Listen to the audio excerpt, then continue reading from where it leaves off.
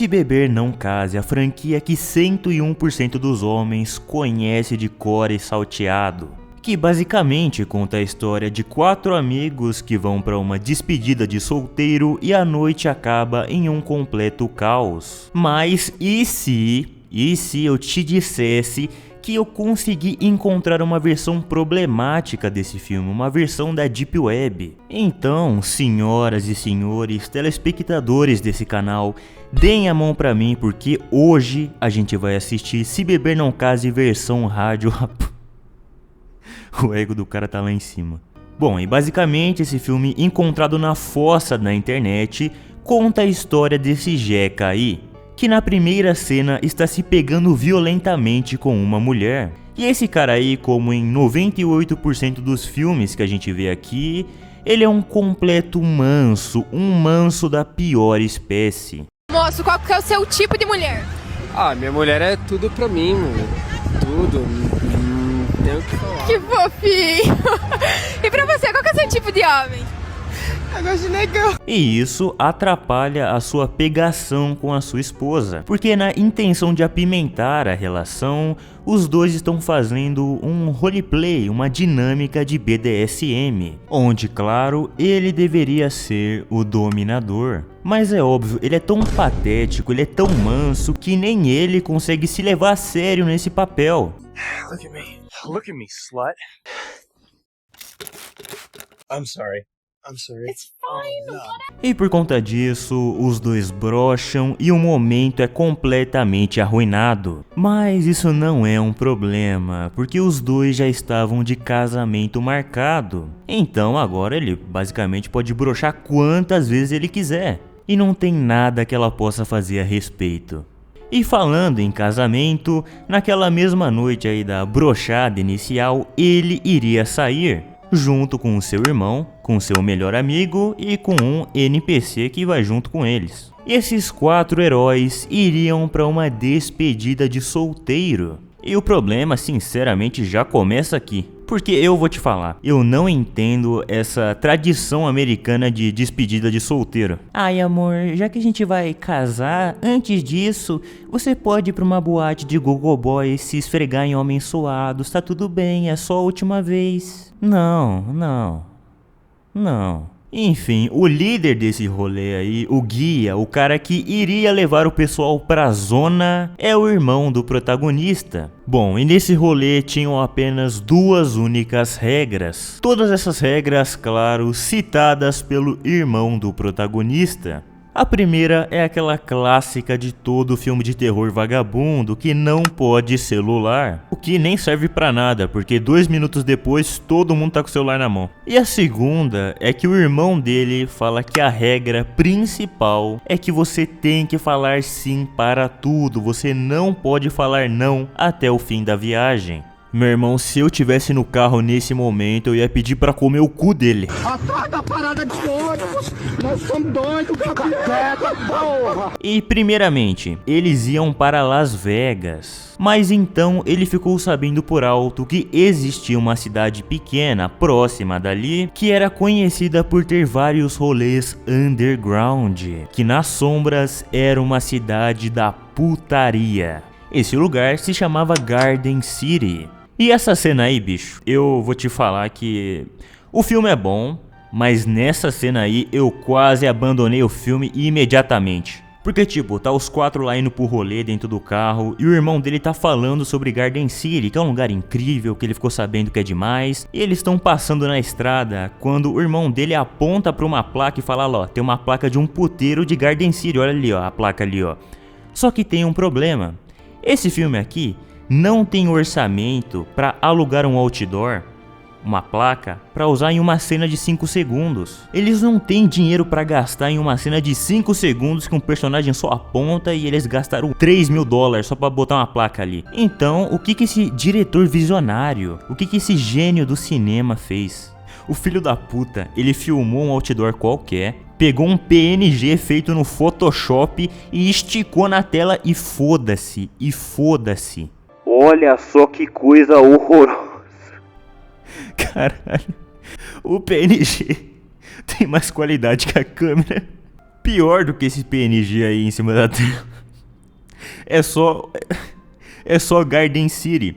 Porque aí a cena corta e mostra pro puteiro que eles foram. E é simplesmente um lugar insalubre.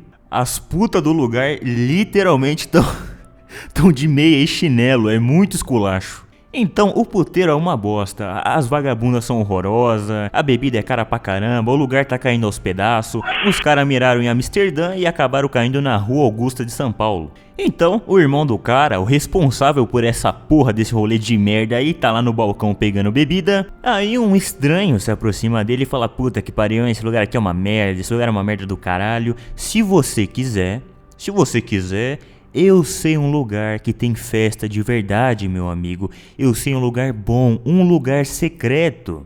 E vocês lembram da segunda regra do rolê, que eles têm que falar sim pra tudo? Isso aqui não é exceção. Então eles aceitam serem guiados para um lugar misterioso por um estranho no puteiro. Ah, e antes disso eles comem uns cogumelos pra ficar doidões, mesmo que isso não tenha utilidade nenhuma na história. O estranho vai na frente com o carro dele e eles vão seguindo atrás. E de novo, vale ressaltar, essa regra é bem ruim de ter se o estranho que você tá seguindo tá dirigindo diretamente por um matagal escuro. A chance de você sair com a bunda ardendo é bem alta. Mas felizmente ele não vai pro matagal pra abaixar as calças, na verdade ele vai pra uma mansão misteriosa no meio do nada, o que não te impede de ficar com a bunda ardendo também. Bom, e na porta dessa mansão eles já são recebidos por um monte de gostosas satanistas, luzes de prostíbulo e um monte de seguranças mascarados. O estranho guia eles até uma portinha com umas escadas e lá embaixo tinha um puteiro secreto, cheio de gente esquisita e de vagabundas igualmente esquisitas.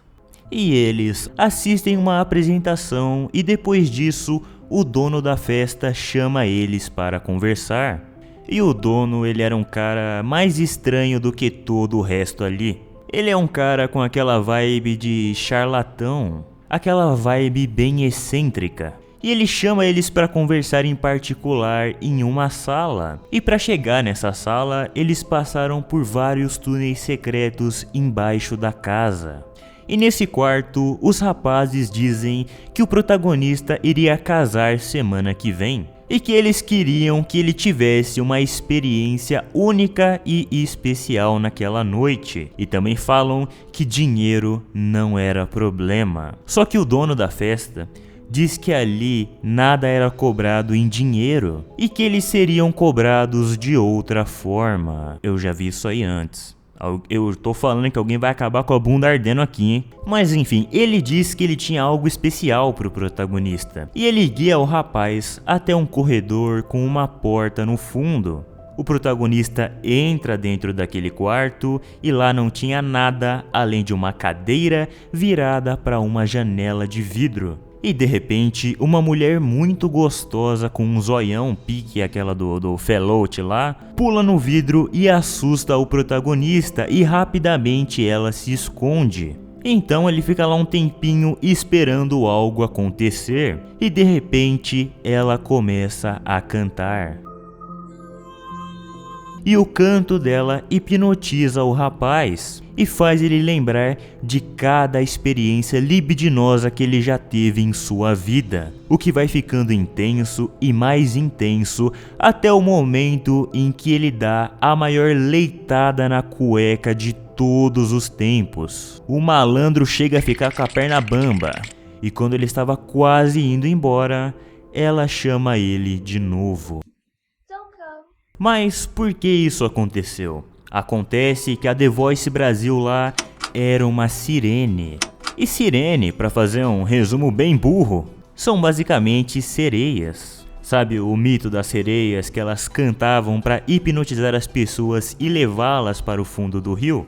Então, isso é a cópia de outra coisa. A versão original dessa papagaiada aí eram as sirenes, criaturas da mitologia grega, que eram meio mulher, meio pássaro e viviam em ilhas rochosas pelo oceano e cantavam para atrair os marinheiros, que navegavam até essas ilhas e batiam os seus barcos e acabavam naufragando. E essa vagabunda aí era uma delas. E o motivo dela existir nesse lugar é que ela foi fruto de um ritual satânico de invocação. Há alguns anos atrás, nessa pequena cidade da putaria, um culto de satanistas invocou essa criatura dentro de uma igreja abandonada. Mas a criatura era tão poderosa que ela mandou todo mundo jogar na voxel. E o único policial que ficou sabendo desse massacre comunicou um especialista nas artes ocultas que era conhecido dele. E esse conhecido, esse homem, era o dono do puteiro secreto. E ele capturou a Sirene usando um amuleto, trancou ela na zona e transformou ela na sua maior atração, pois só de ouvir o seu canto, todos os homens leitavam a cueca. Mas agora voltando pro presente. Enquanto meu mano lá tava fazendo o GF presencial, seus 3 amigos estavam na sala discutindo como seria o pagamento. Então o charlatão diz que o preço era simplesmente a melhor memória que eles tinham com a mãe deles. Ele então pede para os 3 fecharem os olhos e abaixarem a cabeça. E uns segundos depois, ele diz que estava tudo certo e libera os 3 rapazes para curtirem o puteiro. Na hora eles não percebem, mas os 3 ficam com uma marca na nuca. Podia ser pior, né? Podia ser uma marca na bunda, né? Não sei.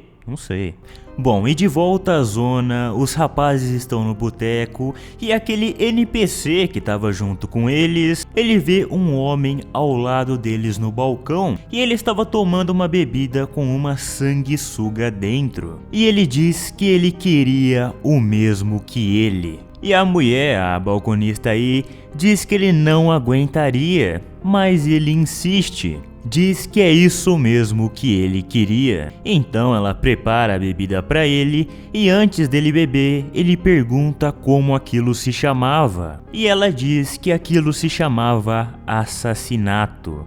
E ele toma e imediatamente ele começa a fazer a expressão do gato do Vietnã. O cara nunca mais é o mesmo depois disso. Ele fica completamente fudido e aparentemente traumatizado com alguma coisa. O cara vomita, o cara passa mal, começa a dar PT, eles botam ele pra sentar na cadeira. E na zona ali começa um show de BDSM no bar, uma putaria do caralho, quando de repente aparece o protagonista. E ele diz para o irmão dele levar o Vietnã, que estava passando mal ali, para o carro e deixar ligado, porque ele estava prestes a fazer uma loucura. Então ele e o seu melhor amigo vão até a sala da Sirene e abrem o cadeado com uma estranha facilidade. E eles acabam deixando aquela belíssima mulher sair. E quando ela sai, ela se aproxima delicadamente do protagonista e dá uma cheirada no seu cangote. Eles perguntam se ela gostaria de sair dali, se ela gostaria de fugir com eles, e ela diz que sim. Então, obviamente, eles começam a correr pelos corredores, mas como todo mundo ali estava drogado, eles acabam se perdendo. E aparece um segurança que começa a fazer um 1x3 com eles. O melhor amigo dele pula no segurança, mas rapidamente ele começa a ser espancado. E enquanto ele tá ali sendo molestado no chão, a Sirene pega a chave que tava no bolso dele, pega na mão do protagonista e os dois saem correndo e foda-se o amigo. Não é mais uma despedida de solteiro não, é uma despedida de amizade, porque esse filho da puta nem tenta ajudar, o cara só desiste e vai embora. Foda-se. E o protagonista e a Sirene fogem para um banheiro e se escondem em uma cabine. Então ela pega as chaves do segurança e ela convenientemente abre o amuleto dela. Lembra aquele amuleto lá que o charlatão botou nela para prender ela? A chave abre. E aí eu tenho muitas questões sobre isso Primeiramente, por que você tem uma chave que abre o amuleto? Segundo, por que você anda com a porra da chave que abre o amuleto por aí, sendo que a filha da puta hipnotiza os outros? E eu nem vou comentar daquele cadeado vagabundo lá atrás, isso aí é uma má gestão do caralho desse puteiro, hein? Tá uma zona mesmo, hein? Enfim, o segurança ele entra no banheiro, só que sem o amuleto, a mulher aí fica com 100% do poder dela. Então ela escapa ali da cabine com tanta agilidade que nem o protagonista vê. E ela se transforma em uma criatura horrenda e cai pra cima do segurança. E começa a comer ele vivo. O protagonista ele fica assustado, claro, mas ele aproveita isso para poder fugir. E lá fora, com o carro ligado, estava o Vietnã e o irmão. E o Vietnã ele começa a falar que ele matou alguém, que ele se lembra de ter assassinado uma mulher. Mas antes de qualquer explicação, acontece uma comoção lá na zona, todo mundo sai correndo gritando desesperado. E aí aparece o protagonista e pergunta cadê o amigo dele, como se ele não tivesse presenciado o moleque sendo molestado no chão. Porque caralho, esse moleque aí, ele é um pior amigo do que o Griffin. Além dele deixar o moleque levando coça lá pra fugir com a magrela que ele conheceu há 5 segundos, eles ainda deixam ele de novo. Eles entram no carro e foda-se, eles vão embora sem o maluco. Que pra sorte dele mesmo, ele tinha conseguido escapar do molestamento lá e saiu da mansão. E ele pega os caras já indo embora. Aí ele consegue entrar no carro. E a próxima sequência é mais intragável ainda. Porque os caras estão dirigindo o matagal afora lá pra fugir da situação, quando um deles é brutalmente removido do carro por aquela criatura. O que faz eles se assustarem, saírem da estrada e baterem o carro em uma árvore. E na moral, esse amigo aí, o que foi espancado lá atrás, puta que pariu, é o personagem que mais sofreu na história do cinema. O cara é o Guts dos filmes de terror. Porque é o seguinte, deixaram o moleque sendo molestado, iam deixar ele pra trás e foda-se. E quando ele sai do carro batido pra pedir ajuda pro carro que tava vindo atrás, ele ainda é atropelado.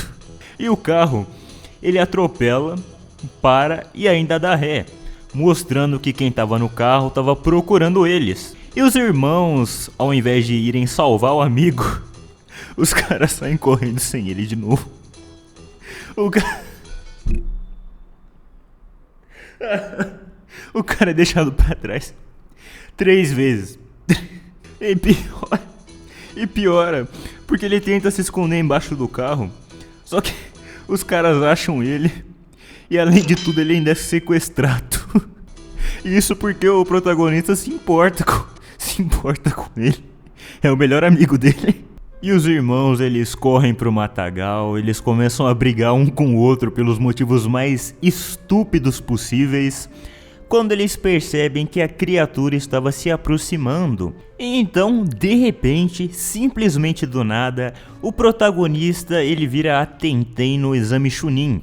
Ele começa a explicar todos os jutsus da criatura do nada. De um instante pro outro, o cara vira especialista em mitologia grega, o cara vira especialista em sirene. Ele declara, ele anuncia que a criatura estava perseguindo ele e estava conseguindo localizar ele pelo cheiro, por causa daquela cheirada no cangote que ela deu nele mais cedo.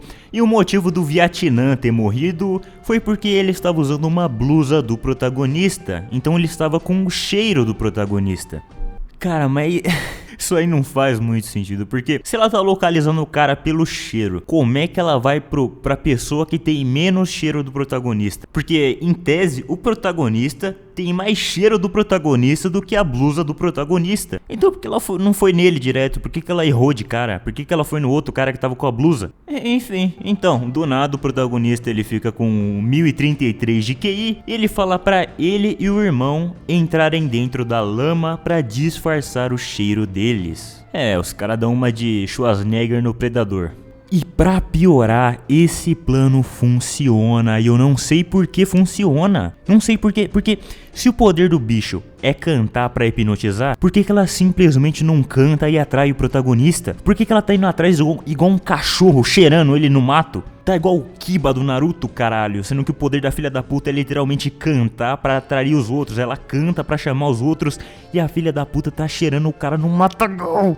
Na moral, só tem um personagem pelo qual eu tenho empatia aqui nesse filme, que é o melhor amigo. Puta que pariu, esse filho da puta só se fode. E além de tudo, agora o cara vai ser torturado. Porque é o seguinte, os caras eles acham que esses 4 animais aí foram mandados por alguém pra soltar a criatura. Porque o charlatão, ele não consegue acreditar que 4 animais iam libertar uma criatura mitológica sem motivo nenhum. Ele não acha que é possível ter gente tão burra assim no mundo. Então ele quer saber o motivo por trás disso. E o motivo é que o protagonista é um filho da puta burro apenas, não tem outra coisa. E se lembra daquele segurança lá que foi atacado pela criatura no banheiro? Ele bateu as botas, mas ele tinha um irmão. E depois de saber que tudo isso aconteceu porque simplesmente 4 idiotas vieram no puteiro, ele pede pro irmão do segurança falecido acabar de molestar o melhor amigo. Então ele pega um pé de cabra, bota no joelho do amigo e dá uma boa martelada e depois ainda acaba de espancar o moleque. E para completar o showzinho da tortura, o charlatão, ele olha pro moleque ali todo arregaçado e manda um recado para o protagonista. Mas o que eu quero dizer com isso? Lembra daquela marca que eles tinham na nuca? A balconista, ela tira a peruca dela e é revelado que ela era uma espécie de medusa, só que de sanguessugas, ao invés de cobras. Então ela tira uma sanguessuga da cabeça e bota na marca, e a sanguessuga entra dentro do moleque. Acontece que esse era o método que eles usavam para capturar as memórias das pessoas. Então, quando ele disse que o preço do bordel era uma memória, ele estava falando literalmente. Quando o Vietnã foi tomar aquele drink e ele perguntou o nome e a mulher falou que era assassinato, ela estava falando literalmente. Ele tomou a memória de alguém que matou uma mulher e ele ficou com isso dentro da cabeça, como se fosse uma memória dele. Por isso ele ficou traumatizado. Enfim, voltando para os 2 personagens, os 2 irmãos, eles correm matagal afora até encontrar uma estrada e lá tinha uma lanchonete. Eles entram lá e convenientemente tem 2 policiais dentro. E um deles é o mesmo policial que descobriu as mortes causadas pelo culto satanista anos atrás. E esse policial, ele liga e anuncia que ele encontrou os 2. Então ele resolve prender eles, mas quando ele ia fazer isso, a sirene aparece e começa a cantar. O policial é hipnotizado, mas o protagonista, que agora ele é especialista no assunto, ele puxa os fones de ouvido e se blinda da hipnose dela. E ela bota pra fuder no restaurante, mata um policial, depois invade o restaurante, começa a quebrar tudo, mata todo mundo que tava ali dentro, mata o outro policial, e quando ela chega no protagonista, I like you. ela diz que estava apaixonada por ele. Então, o único motivo dela não ter matado ele ainda todo esse tempo é porque ela estava gostando dele. Mas com todo o respeito do mundo, com todo o respeito, eu faria esse acordo. Eu não o culpo. É um acordo muito bom. Eu faria de consciência limpa, mas o protagonista não. Então ele tenta dar um drible do Ronaldinho nela, ele tenta escapar do restaurante, mas aí ele é rapidamente capturado por ela, que na sua forma agora de mulher pássaro, segura ele e leva ele voando para longe. Ela leva ele até o meio da floresta, aonde tem um buraco lá e ela tenta estudar o rapaz. Ele resiste o máximo que ele pode, mas aí ela começa a cantar. E ele começa a lembrar da sua noiva e de todos os seus momentos libidinosos, o que faz a jeba dele ficar ereta, então ela se aproveita e consegue estudá-lo. E após isso tudo acabar, ele dorme e ele acorda com um barulho. E ele vê que o demônio estava dormindo do seu lado. E o barulho vinha do celular no bolso da sua camisa. E era a sua noiva ligando. E ao invés dele fugir dali logo, dele pedir ajuda, dele sair correndo o mais rápido possível para evitar acordar o demônio, ele para atender a ligação da sua querida esposa. O que não serve pra porra nenhuma, porque o chip dele é da TIM e não pega sinal em lugar nenhum. A ligação fica travando, fica cortando e cai e ele não consegue falar porra nenhuma. Então, depois de perder muito tempo nisso aí, ele foge e vai até o hotel em que os rapazes estavam hospedados antes de ir pra zona. Ai, raposa, mas você não falou que eles estavam no hotel, meu amigo. O filme também não falou, é a primeira vez que eu tô vendo esse hotel aí. Enfim, ele entra no quarto do hotel, mas quem estava esperando ele era a balconista do puteiro secreto. E seja lá o que essa mulher tá ganhando, não sei como é que é a carteira assinada dela, mas não é o bastante.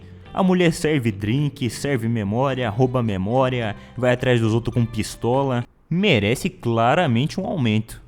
Então ela tá lá com a arma apontada na direção do protagonista e ela aponta para um pote, um jarro que tá com água e uma sanguessuga dentro. E ela cordialmente fala para ele: bebe essa porra, senão eu te mando pro inferno. E ele toma a água, engole a sanguessuga e lembra do melhor amigo dele que estava sendo torturado. Aquela sanguessuga era das memórias dele. Então, quando o protagonista toma essa água, ele vê tudo que o amigo dele passou como se fosse ele. Ou seja, ele foi molestado, abandonado, atropelado, sequestrado, torturado.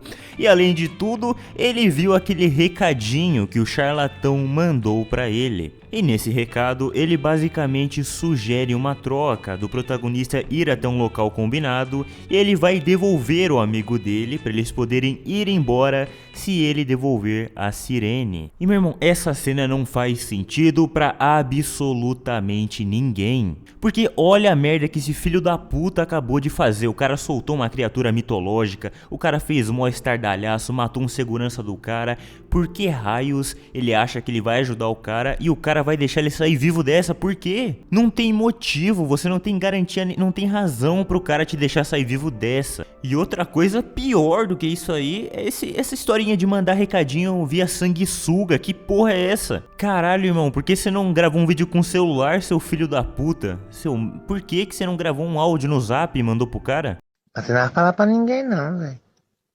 Vai ficar entre nós dois. Um dia que você quiser vir dormir, que você vem. Vem 12 horas aí, eu abro a porta, você entra e nós... Eu como você. Essa bundona casa. Você tem cabelo no cu? Ele teve que falar um recado pra um cara que tava sendo torturado, botar uma sanguessuga no pescoço dele, gravar o recado na sanguessuga, tirar a sanguessuga, botar num pote. A mulher teve que andar com a porra de um jarro com água e uma sanguessuga por toda a cidade só pro cara ver o recado. Por que não gravou no celular dela, caralho?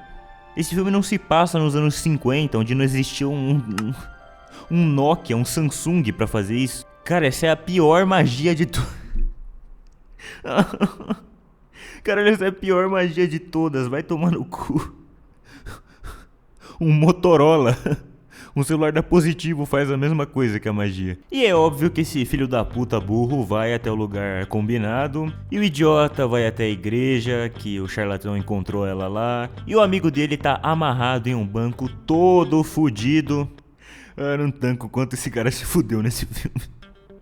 Beleza, e eles ficam lá batendo papo, trocando ideia, esperando o demônio chegar, que quando acorda e vê que o protagonista tinha sumido, ela vai logo farejar o cara e ir atrás dele. Então ela chega voando lá na igreja e o cabra dá o amuleto na mão do protagonista e pede pra ele prendê-la novamente. Porque ele é a única pessoa que ela não machucaria se fizesse isso. Mas aí o imbecil, o filho da puta, o animal do caralho do protagonista, ele se recusa, ele sente empatia pela criatura mitológica, ele sente empatia pelo demônio e ele solta o amuleto. Ai, raposa, mas ela não merece ser presa. Meu irmão, o cara acabou de ser estudado por ela, o cara acabou de ser violentamente sequestrado, molestado e estudado por esse demônio. Se tem uma coisa que essa filha da puta merece é ser presa, ela matou 15 pessoas no restaurante, caralho. Tipo, não é como se ela fosse uma pessoa, ela é literalmente um demônio, uma criatura das trevas. O vilão não é o vilão é o maior herói de toda essa história. Esse filho da puta burro aí, quando ele solta o amuleto, o bicho vira no giraia, sai matando todo mundo, entra numa sequência de ação onde ela mata o irmão do outro segurança que morreu lá. Essa sequência é foda, porque enquanto ela tá brigando com o irmão do segurança lá no porão, ela tá no porão da igreja brigando com o irmão do segurança, aparece o irmão do protagonista pra salvar eles do charlatão. Só que Ele é molestado pelo charlatão e morre 5 minutos depois que ele chega. Não serviu pra nada. Cara, esse protagonista, ele é o mais filho da puta da história, porque enquanto ele tá tentando desamarrar o amigo dele, o irmão dele tá sendo espancado pelo vilão. Ele não faz porra nenhuma. Ele deixa o cara morrer. Aí aparece a sirene e começa a cantar, e ela só hipnotiza o vilão por algum motivo, e o vilão morre também. Rola um momento ali mais sentimental entre o protagonista e a criatura, mas quando ela vê que ele teve empatia por ela, ela decide só deixar ele ir e foda-se. Meu amigo, se alguma coisa te revoltou nesse filme até aqui, eu garanto que nada vai te revoltar tanto quanto o final dessa jossa. Porque mostra o protagonista anos depois de casar, depois de se estabelecer com a sua querida esposa, e não explica porra nenhuma, não explica que história eles inventaram pra sair com 4 caras e voltar só com 2, e um deles todo fudido. Quase que volta um só. Enfim, mostra anos depois o protagonista suave, tranquilíssimo. Ele tá no quarto dele quando de repente aparece a sua esposa e eles têm uma relação libidinosa completamente violenta e potente. E depois de dar 7 minutos de prazer para sua querida esposa, ele desce para tomar água. Só que quando ele chega na parte de baixo, no andar de baixo da casa, ele vê que a sua esposa estava dormindo no sofá o tempo todo. Então aquela mulher que ele comeu lá em cima era a sirene que tinha hipnotizado ele. E ela vê a esposa do cara, ela se aproxima dela e ela acaba acordando e se assustando. E o protagonista, muito... Vai tomar no cu, que filme de merda. Eu comecei falando que o filme era bom, hein. O protagonista, ele basicamente, ele fala, não machuque ela, não machuque ela. Eu aceito com você ser abusado todos os dias. Não machuque, não. A esposa dele fala, não, mas como é que... Não diga nada, não fale nada. Vamos embora daqui. E ele pega na mão da sirene e vai embora. E o filme acaba. Caralho, puta que pariu, meu amigo. Eu queria saber mesmo o que aconteceu com o melhor amigo dele. Acho que nunca mais falou com ele depois disso tudo. Enfim, é assim que acaba o filme. O cara aceita ir embora com a sirene e ser molestado todos os dias por ela, e deixa a esposa pra lá. Fim do filme. Meu amigo Papa Defunto, esporro-me todo ao vê-lo. Como vai essa figura? Satisfação pra caralho. Tem fudido muito? Só a paciência dos outros.